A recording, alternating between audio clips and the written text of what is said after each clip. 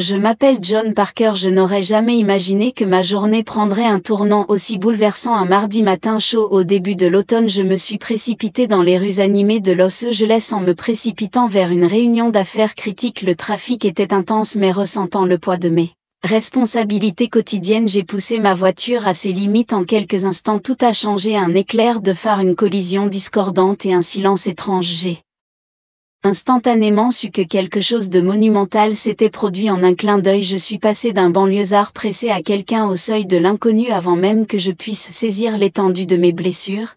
L'obscurité s'est enroulée autour de moi et j'ai ressenti une profonde immobilité. C'était le genre d'immobilité qui consume toute peur pour toujours et inoubliable. Dans ce moment charnière, j'ai rencontré un royaume bien au-delà de tout ce que j'avais jamais imaginé, un royaume qui redéfinirait ma compréhension de la vie elle-même. Je ne m'attendais jamais à ce que ma vie change si radicalement en quelques secondes. Un moment, j'étais concentré sur le tissage à travers le trafic sur l'autoroute 405 en regardant l'horloge allumer mon tableau de bord comme si c'était mon ennemi. L'instant d'après, un éblouissement intense des phares venant en sens inverse a inondé mon pare-brise et tout ce que j'ai entendu était le bruit perçant du métal contre le métal. La force même de la collision ne ressemblait à rien de ce que j'avais jamais senti. Ma ceinture de sécurité verrouillée appuyée sur mon épaule et mon airbag s'est déployé avec un bruit sourd brutal, puis est venu un silence assourdissant comme si le monde entier s'était arrêté. Pour prendre une seule respiration collective, mon esprit a couru. Confusion, panique et un étrange sentiment de détachement se mêlaient tous à la fois. Je me souviens avoir essayé de comprendre ce qui venait de se passer, où étais-je et pourquoi tout se sentait suspendu dans le temps. Mon cœur battait si fort qu'il semblait résonner dans mes oreilles, mais en même temps je me sentais étrangement calme, comme si ma conscience se séparait de mon corps. J'ai aperçu un verre brisé étincelant comme deux minuscules diamants sous les lampadaires et puis ma vision s'est brouillée. À ce moment-là, un barrage de pensées a inondé mon esprit. Je m'inquiétais pour ma famille, ma femme, mes enfants, mes parents et comment ils s'en sortiraient si je n'étais pas là. Je rappelais des arguments stupides de la semaine précédente, des choses non dites et des messages que je n'avais pas retournés. Il y avait un profond regret mais aussi une vague d'acceptation presque écrasante, comme si une main invisible me rappelait doucement que je n'avais plus besoin de lutter. C'était comme si une partie de moi reconnaissait que ma vie sur Terre était sur le point de changer d'une manière que je ne pourrais jamais inverser. J'ai essayé de parler, peut-être pour appeler à l'aide ou pour prier, mais aucun son ne sortait de ma bouche. Un tourbillon de douleur irradiait dans ma poitrine et je pouvais sentir quelque chose de chaud ruisselant sur mon front. Ma dernière pensée cohérente était que je pourrais être en train de mourir et étrangement, cette réalisation ne m'a pas fait peur comme je m'y attendais. Au lieu de cela, il y avait un sentiment de libération, comme lâcher un lourd fardeau que j'avais porté toute ma vie sans même le savoir. Puis tout s'est brisé dans l'obscurité. Dans cette dernière seconde de la collision, j'ai senti le monde s'éloigner complètement de moi. Il n'y avait plus de bruit de circulation, plus de lumière clignotante, plus de douleur brûlante dans mon corps. Le temps lui-même a disparu. Un vide silencieux remplaçait chaque sensation, me laissant en apesanteur et sans limite claire. J'ai compris à un certain niveau intuitif que j'avais laissé mon existence terrestre derrière moi. Étrangement, il n'y avait pas de panique, seulement une sorte de curiosité sereine mélangée à une teinte de crainte devant le mystère qui se déroulait de ce qui allait se passer ensuite. Lorsque j'ai repris conscience de mon environnement pour la première fois, je ne pouvais rien voir. C'était comme si quelqu'un avait éteint toutes les lumières de l'univers, me laissant flotter dans un royaume dépourvu de forme ou de structure, de couleur. L'absence de son était également profond, aucun écho, aucun bourdonnement lointain, juste une immobilité englobante qui semblait presque tangible. Je n'étais même plus sûre d'avoir un corps parce que je ne pouvais plus bouger ou sentir mes membres dans un sens traditionnel. Au lieu de cela, j'ai perçu une sorte de présence de moi-même, mais dépouillée de la coquille physique à laquelle je m'étais toujours identifiée au début. Cette obscurité était désorientante, comme si j'étais perdue dans un vide infini sans carte ni guide. Pourtant, plus je m'attardais là, plus je réalisais que ce n'était pas effrayant. L'obscurité avait une chaleur particulière, presque comme une étreinte réconfortante. Je sentais là une énergie qui n'était ni hostile ni accueillante, c'était simplement neutre, comme une toile attendant d'être peinte sur mes pensées résonnait dans cet espace, comme si chaque idée que j'avais créée une douce ondulation dans le temps calme. n'avait aucun sens. Je n'avais pas de battement de cœur pour mesurer les secondes, pas de fatigue pour jauger le passage des heures. J'ai essayé de me souvenir de ce qui s'était passé juste avant ce vide. De vagues souvenirs de l'accident de voiture ont fait surface, les phares, la collision, l'arrêt soudain de toute une vague de questions. Remplit mon esprit. Suis-je mort? Est-ce une forme de limbe? Où est tout le monde? Pourtant même mes questions semblent se dissoudre aussi rapidement qu'elles se sont formées, me laissant dans un état de calme vigilance. Je suis devenu de plus en plus conscient que ce silence profond n'était pas simplement l'absence de bruit, c'était un espace qui permettait un autre type de perception. Je sentais que ma conscience pouvait s'étendre vers l'extérieur, presque comme se sentir dans une pièce sombre. Au lieu de rencontrer des murs ou des obstacles, j'ai rencontré la possibilité. L'obscurité semblait s'étirer sans limite et je sentais que je pouvais me connecter avec quelque chose de bien plus grand que moi. Si j'allais seulement un peu plus loin, puis une pensée fugace surgit. Ce doit être le début de tout ce qui se trouve au-delà de la vie. Bizarrement, je n'avais pas peur. Je me souviens que je m'attendais à de la terreur ou des regrets, mais rien de tout cela n'est apparu à la place. J'ai ressenti le genre de curiosité qu'un enfant pourrait ressentir en explorant un nouvel endroit pour la toute première fois. Il n'y avait pas de courant de paix sous-jacent, une paix profonde et résonnante qui semblait me bercer, comme une mère la tenant enfant. Au milieu de cela, j'avais une forte envie d'aller de l'avant. Je ne pouvais pas définir l'avant au sens littéral parce qu'il n'y avait pas de direction, mais mon esprit ou tout ce qui restait de moi aspirait à progresser pour découvrir ce qui se trouvait au-delà de ce voile d'obscurité parfaite. Je me suis concentré sur ce désir et comme si répondant à mon appel, l'obscurité commençait à se déplacer. Un minuscule point de lumière scintillait au loin, si faible qu'il était presque imperceptible. Qu'un seul point précis brillait comme une étoile lointaine contre un ciel nocturne sans fin, et je sentais tout mon être étant attiré vers elle.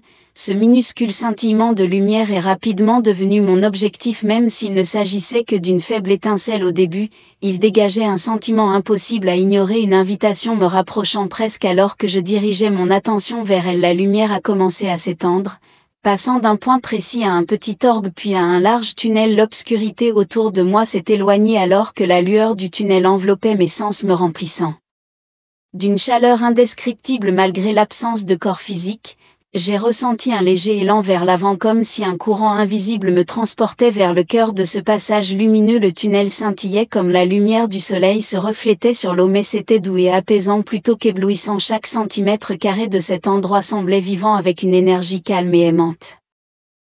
Ma conscience s'est accrue et j'ai réalisé que je ne voyais pas seulement la lumière, je la ressentais aussi. Elle résonnait à travers moi, éliminant toute peur ou incertitude à laquelle j'aurais pu m'accrocher. J'ai trouvé curieux que je ne ressentais ni urgence ni hésitation, il n'y avait qu'une acceptation sereine de le fait que j'approfondissais dans une réalité que je n'avais jamais connue. À chaque instant, la lueur du tunnel semblait se renforcer tout en restant douce. Je pouvais détecter des couleurs subtiles qui étaient au-delà de ce que j'avais vu dans la vie terrestre, des teintes irisées qui évoquaient des émotions de réconfort et de gratitude. Alors que je continuais à avancer, j'ai commencé à entendre quelque chose de faible et de mélodique. Au début c'était comme un murmure sur le vent, mais cela devenait plus clair à chaque pas. Si pas est même le bon mot, cela ressemblait à de la musique mais pas fait by any human instrument.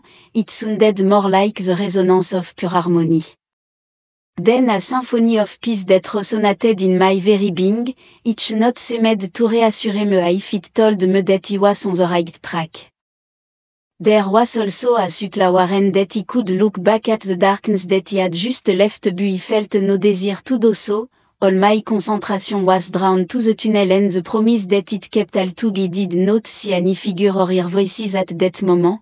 The presence of something divine was unmistakable. It was as if the light himself was alive, offering acceptance and comfort. He realized that the tunnel had a distinct end point, a brilliantly illuminated space that was right in front of my heart. My essence floated with an anticipation that was both exhilarating and deeply soothing. I felt that everything he would find in this radiant expanse would give me answer to questions that he had not yet formed. The melody strengthened, weaving an atmosphere of deep love around me without any sense of time or distance. He reached the end of the tunnel. The brightness was so great, overwhelming, that in earthly terms he could have scanted or shielded my eyes, but in this spiritual state the light didn't hurt. She felt nurturing as if she was healing all the wounds that he had Ever suffered both physically and emotionally. It was at this threshold that he felt that he was no longer alone at the end of the tunnel. He entered a space so radiant and welcoming that my whole being felt embraced by her. The light was everywhere, but he quickly realized that it was not only light, it was a presence. In an instant he recognized who was standing in front of me. Although he had grown up with strong religious conviction, he felt en absolute certainty that it was not Jesus, an icon of stained glass windows or a figure from a painting, but a living compassionate presence whose gaze radiated unconditional love and stood in front of me in dress that seemed woven from the light itself. His face wore a warm kind that defied any human measure. If he had a residual fear or hesitation, it disappeared immediately. He felt that he already knew every thought, every regret, every part of me that he had hidden be in his eyes. There was no trace of judge instead, there was only a tender acceptance. It was like standing in the presence of someone who had always known me.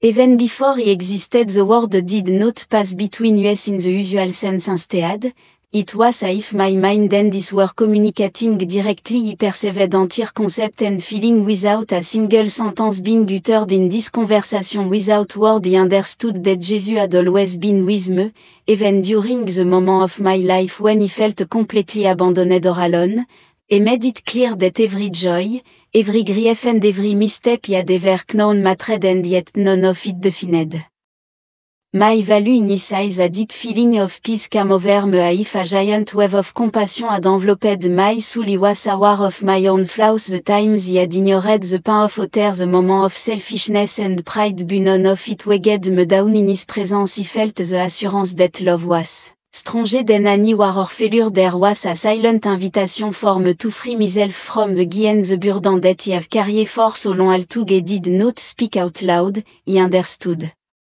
that Jesus had more to show me. It was as if he was preparing my heart to receive knowledge that would change the way he saw life itself. His gaze was gentle but powerful, transmitting that what he was about to witness would matter not only for me but for countless others. He felt en urgence a feeling that he had to pay special attention to everything that would follow. In the intensity of this encounter he realized that he had forgotten the circumstance of my life, earthly accident, the pain, the hospital, the fear of dying. None of this mattered in this kingdom. He was simply in a state of awe and comfort, receptive to every bit of love and truth that flowed from him. He noticed that the overwhelming light seemed to emanate from his very being, illuminating not only my environment but the depth of my consciousness. Then it tilted his head slightly as if to push me to look beyond him. He felt that he was about to reveal something critical, something that would not only shape my future but maybe the future of others on earth. My mind was trembling, not with fear but with anticipation, imbued with reverence. My whole being felt centered on the presence of Jesus when a series of visions suddenly unfolded around me. It was as if we were standing in a vast panoramic screen, but he could still feel its reassuring proximity. These visions were not like a movie he was just watching, they felt immediate and real, encompassing all my senses. Although they depict future events, he experienced them as if he were there in person. In the first vision he saw the United States struggling with extreme weather conditions, catastrophic storm incessant heat wave and flood in region unaccustomed to heavy rain. Community that had never faced natural disaster found themselves confronted with the fury of nature, but in the midst of chaos, people puzzled their difference to help each other. Strangers provided food and shelter, forming massive rescue teams. The feeling of unity that arose was extraordinary. He saw neighbor link arms with neighbor. They barely knew, forge a bond of empathy that made them feel better. Politic transcended race or creed. The message was clear. These trials were not intended to break people but to remind them of their shared humanity and the power of compassion. The second vision focused on the political and social unrest that initially smoldered under the surface before erupting in the street of the city. Demonstration, heated debate and disagreement threatened to tear community apart. Yet, in the midst of this tension, I witnessed a spiritual that was awakening in many hearts, prayer gathering arose spontaneously attracting people of different faiths ensemble, indépendamment de leurs différences théologiques, ils ont prié pour la paix, la justice et le bien-être de leur nation. Une vague d'humilité a balayé différentes communautés, provoquant la réconciliation là où il y avait eu de l'animosité. Il est devenu clair que si les troubles ont mis à l'épreuve la patience et la foi des gens, ils ont également servi de catalyseur pour un réveil spirituel plus profond, un retour à Dieu en période d'incertitude collective. Dans la troisième vision, l'échelle s'est étendue au niveau mondial, fluctuations économiques et crises sanitaires envoyaient des ondulations à travers tous les continents, des familles inquiètes pour la sécurité de l'emploi et le bien-être personnel. Cependant, au lieu de succomber à la peur, j'ai vu des efforts de la base produire des innovations remarquables. Les gens se soutenaient les uns les autres à travers des fermes communautaires, échanges de ressources locales et travail partagé. Églises, mosquées, temples et autres centres communautaires réunis pour distribuer des biens essentiels, démontrant que l'unité pouvait prospérer même lorsque les ressources semblaient rares. Je sens que cet événement poussait l'humanité vers un renouveau de l'espoir et la foi, rappelant à chacun qu'il faisait partie d'une grande famille. Tout au long de ses visions, Jésus est resté proche, rayonnant d'un amour indéfectible. Il a communiqué directement à mon esprit que ces événements, bien que stimulants, étaient des voies vers l'unité, l'empathie et une confiance plus profonde dans le divin. J'ai ressenti la conviction que la peur et le chaos n'avaient pas besoin de dominer le récit. Au lieu de cela, ces événements pourraient servir de tournant où les individus des nations choisissent de se rapprocher les uns des autres et de Dieu. Dans ce moment solennel mais plein d'espoir, j'ai compris que les révélations qu'il m'avait données étaient censées être partagées non pas pour répandre la fatalité, mais pour éveiller la compassion et la foi dans le cœur de tous ceux qui entendent ce témoignage. Lorsque j'ai vu pour la première fois les images de quartiers entiers sous l'eau et de familles debout sur les toits mendiants pour une réponse de référence, j'ai ressenti un pincement de chagrin différent de tout ce que j'avais connu. La vision des inondations était si vive que je pouvais presque sentir l'eau trouble fraîche monter autour de mes chevilles, mais la présence de Jésus à côté de moi est restée calme et rassurante, comme pour me rappeler de regarder au-delà de la destruction elle-même et voyez ce qui se passait dans le cœur des gens. Malgré le chaos, les rues se sont transformées en rivières. Des voitures à moitié submergées et les intervenants d'urgence se sont étirés. Un courant inattendu de compassion a balayé ces communautés dévastées. J'ai vu des héros de tous les jours passer à l'action, des voisins formant des chaînes humaines pour empêcher les automobilistes piégés de couler, des véhicules propriétaires de magasins ouvrant leurs portes à tous ceux qui cherchent un abri et des bénévoles de partout au pays conduisant pendant des heures simplement pour donner un coup de main.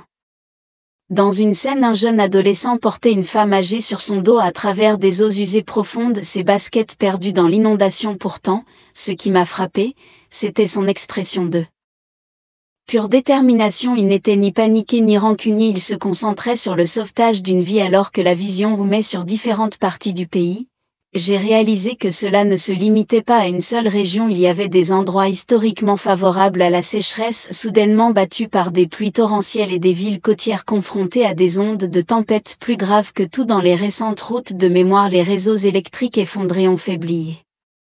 Des communautés entières se sont retrouvées isolées des nécessités de base. Même alors, les gens ont trouvé des moyens de faire des dons de vêtements, de nourriture et d'abris de fortune. C'était comme si une vague collective d'empathie s'était installée, poussant les individus à prendre soin les uns des autres avec une nouvelle urgence. Un étranger aidant un étranger est devenu un thème commun. Un groupe d'élèves du secondaire du Midwest a créé une plateforme en ligne pour jumeler des bénévoles avec des victimes d'inondations ayant besoin de bateaux de sauvetage dans les églises du Sud-Est, et les mosques ont mis de côté les différences doctrinales pour transformer leurs bâtiments en centres d'évacuation temporaire. Des messages d'espoir ont été peints à la bombe sur les fenêtres fermées. Restez forts, nous reconstruirons, vous n'êtes pas seuls. Même face à une perte accablante, les gens s'accrochaient à la conviction que l'amour était plus fort que n'importe quel désastre. En regardant ces scènes, j'ai senti un nœud d'émotion se resserrer dans ma poitrine. La dévastation était indéniable, mais le sentiment de solidarité l'était aussi. C'était comme si Jésus voulait mettre en évidence une vérité simple face à ces catastrophes. L'adversité, le cœur humain a une capacité extraordinaire à s'élever au-dessus de l'intérêt personnel. Malgré la destruction, il y avait ce courant sous-jacent de soins désintéressés, un rappel qu'au milieu de la catastrophe, Nous redécouvrons souvent ce que signifie être connectés les uns aux autres à la fin de cette première vision. J'ai compris pourquoi cela m'a été montré. Jésus ne m'avertissait pas d'une misère sans fin, il révélait le pouvoir transformateur de la compassion. Les inondations et les tempêtes étaient des catalyseurs forçant les gens à se tourner vers l'intérieur ou vers l'extérieur. Dans ce choix crucial, d'innombrables personnes ont choisi l'unité, la gentillesse et le soutien mutuel, plantant les graines d'une guérison plus profonde qui allait au-delà de la réparation des dommages physiques. La deuxième vision qui s'est déroulée m'a emmené des scènes de catastrophes naturelles à la ferveur des rues de la ville. J'ai vu de grandes foules se rassembler sur les places publiques tenant des pancartes et scandant des slogans. Au début, les manifestations semblaient pacifiques, les gens exerçaient leur droit de parler de l'injustice sociale, des disparités économiques et de la frustration politique, mais à mesure que la tension montait, les esprits se sont échauffés et ces rassemblements autrefois pacifiques ont dégénéré en affrontements furieux. Les sirènes ont gémi en arrière-plan et des files d'officiers de police se sont tenus épaule contre épaule pour essayer de contenir les troubles croissants. Malgré le chaos, je pouvais sentir un courant sous-jacent de désir. Les gens n'étaient pas seulement en colère, ils cherchaient de l'espoir pour une direction claire et pour des dirigeants qui se souciaient vraiment de leur souffrance. Les troubles ne se limitaient pas à une ville ou à une cause, ils ont balayé le pays alimenté par la peur et un sentiment omniprésent que l'ancien. Les systèmes ne servaient plus le plus grand bien au milieu des cris et des gaz lacrymogènes, mais il y avait une lueur surprenante de possibilités.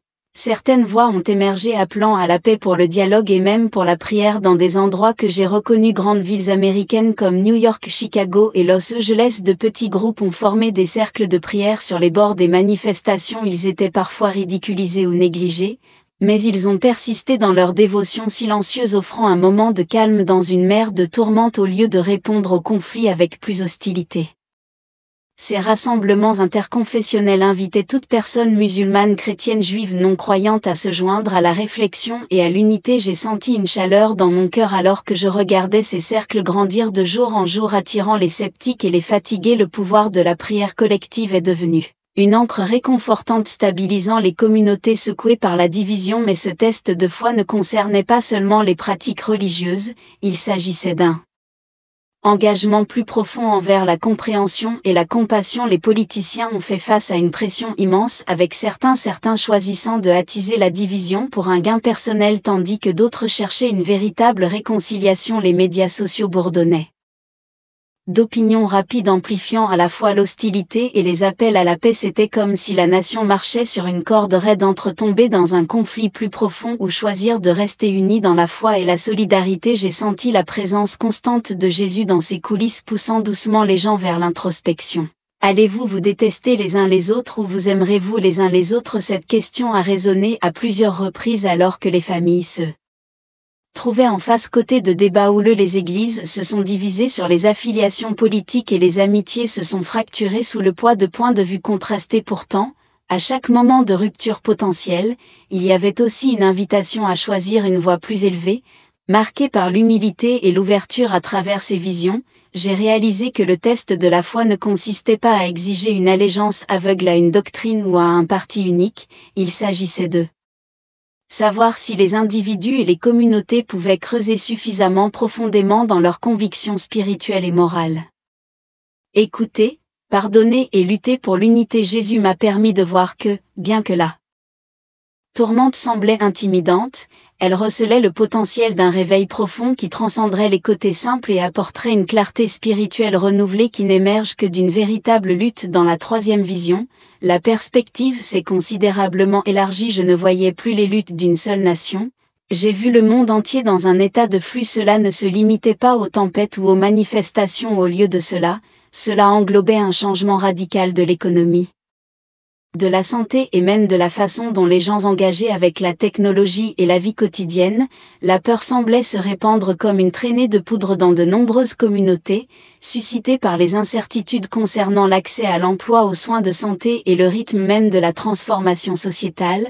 Mais au milieu de ces angoisses, quelque chose de remarquable a commencé à susciter un désir collectif de se souvenir et de redécouvrir notre humanité partagée. J'ai vu des gens de cultures et d'horizons différents forgé de nouvelles formes de collaboration. Les mairies sont devenues virtuelles, permettant aux voix qui avaient longtemps été marginalisées de participer à la communauté. Les mouvements de base de prise de décision ont défendu les entreprises locales et les agriculteurs, créant un microéconomiste qui valorisait la durabilité plutôt que les familles à but lucratif autrefois fracturées par la distance ont maintenant trouvé des moyens de rester connectés en utilisant la technologie pour entretenir des relations d'une manière qui n'avait pas été pleinement explorée auparavant. Plus les gens reconnaissaient à quel point leur vie était vraiment interconnectée, plus ils se rendaient compte que le succès de chaque communauté dépendait du bien-être de toutes les autres institutions religieuses de toute confession confrontées à une crise. Moment de réflexion, beaucoup ont dû réévaluer leurs valeurs fondamentales en se demandant si elles servaient simplement de clé sociale ou de véritables phares d'espoir et de compassion. Des lieux de culte adaptés à l'évolution des temps ouvrent leurs portes physiquement ou virtuellement pour répondre à des besoins tangibles des bénévoles. Organisait des livraisons de repas pour les personnes âgées, offrait un soutien en santé mentale et organisait des sessions en ligne pour des lignes d'encouragement spirituel qui divisaient autrefois les communautés, telles que les différences confessionnelles floues remplacées par l'objectif commun de s'élever les uns les autres. L'élément le plus émouvant de cette vision était peut-être les innombrables histoires de gens ordinaires accomplissant de petits actes d'héroïsme. Dans une scène, j'ai regardé une jeune mère célibataire glisser une enveloppe d'argent sous la porte d'un voisin qui avait perdu son emploi dans une autre. Un groupe d'adolescents réparait un véhicule en panne appartenant à une veuve âgée à maintes reprises. J'ai vu que ce sont ces gestes apparemment insignifiants qui s'additionnaient, créant une tapisserie mondiale de gentillesse. La peur est restée présente, mais elle a été de plus en plus éclipsée par une compassion déterminée qui transcendait les frontières culturelles ou géographiques. Pendant tout ce temps, je pouvais sentir l'assurance de Jésus. Il me montrait que ce grand éveil des cœurs ne viendrait pas de hautes promesses zicales ou de mandats descendants, mais qu'il s'épanouirait à travers des choix personnels. Une personne décidant de pardonner à une autre, choisissant de partager, une autre choisissant de tendre la main au-delà des divisions sociales. Jésus a transmis que cet éveil n'était pas seulement une tendance éphémère, c'était un appel à se réaligner avec les vérités les plus profondes de l'amour et du service. Les défis qu'il a révélés serviraient de creuset dans lequel l'empathie et l'unité de la foi pourraient être affinées. À mesure que ces vertus collectives se développeraient, elles éclaireraient un chemin pour les générations à venir. Immédiatement après ces visions radicales, j'ai senti la présence compatissante de Jésus m'envelopper une fois de plus, m'ancrant dans un sentiment de paix inébranlable. Bien que mon esprit bourdonnait de questions: comment les gens peuvent-ils se préparer à ces événements, et si la peur prenait le dessus, et si nous échouions à ce test? Jésus a répondu avec une profonde douceur qui a calmé mon cœur anxieux. Ce n'était pas par des paroles prononcées, mais par une connaissance intérieure directe qui semblait couler de lui vers moi. Il émana une assurance que même si les temps à venir seraient difficiles, nous ne devrions pas succomber à la peur ou au désespoir. J'ai compris que la peur elle-même peut être bien plus destructrice que n'importe quelle calamité. Les conseils de Jésus m'ont impressionné sur l'importance de rester ancré dans l'amour même lorsque le monde autour de nous semble chaotique. Il a communiqué que nous avons chacun la responsabilité personnelle de nourrir cet amour dans nos propres cœurs d'abord, afin que cela signifie cultiver la compassion dans les petits moments de la vie quotidienne, qu'il s'agisse de réconforter un ami inquiet ou de faire preuve de patience dans une situation stressante. Chaque acte d'amour, aussi petit soit-il, a un poids incommensurable pour déplacer l'atmosphère spirituelle. Il m'a également rappelé que personne ne marche seul sur ce chemin. Nous avons des ressources visibles et invisibles. Les gens peuvent trouver du réconfort dans leur communauté religieuse, dans le soutien de la famille et des amis, et dans les Écritures ou les enseignements spirituels qui parlent en temps opportun moins de vérité sur l'espoir et la persévérance. Mais au-delà du terrestre, nous avons aussi la direction d'une présence divine qui ne nous abandonne jamais. Jésus m'a montré que la source ultime de courage et de force peut être trouvée en se tournant vers l'intérieur pour prier ou méditer, aligner nos cœurs sur la miséricorde illimitée du Créateur. Un autre conseil clé était le besoin urgent d'unité. Il a souligné que la vision politique, religieuse ou sociale érode la résilience collective nécessaire pour faire face à ces épreuves, alors que les Désaccords sont inévitables, ils n'ont pas à muter en mépris. Jésus a transmis que la pratique la plus critique est d'apprendre à être en désaccord dans l'amour, maintenir le respect et rester ouvert aux perspectives des uns et des autres. Cela ne signifie pas sacrifier nos convictions, cela signifie plutôt aborder les différends et avec humilité et compréhension dans cette présence enveloppante d'amour. J'ai senti le message de Jésus pour moi personnellement: partager ce que vous avez vu, ne pas instiller la peur mais inspirer la foi. Il n'y avait pas de commandement ou de menace sévère, seulement une invitation à répandre les graines d'espoir qu'il voulait que les gens réalisent que même si des événements difficiles peuvent se profiler, notre réponse collective peut façonner un résultat beaucoup plus brillant. Grâce à ces paroles de réconfort et de conseil, j'ai réalisé que les révélations dont j'avais été témoin ne visaient pas à effrayer l'humanité dans la soumission. Elle visait à nous aider à nous souvenir de qui nous sommes vraiment, les enfants d'un Créateur aimant, capable d'une gentillesse incommensurable, de compassion et d'unité lorsque nous choisissons de vivre du cœur.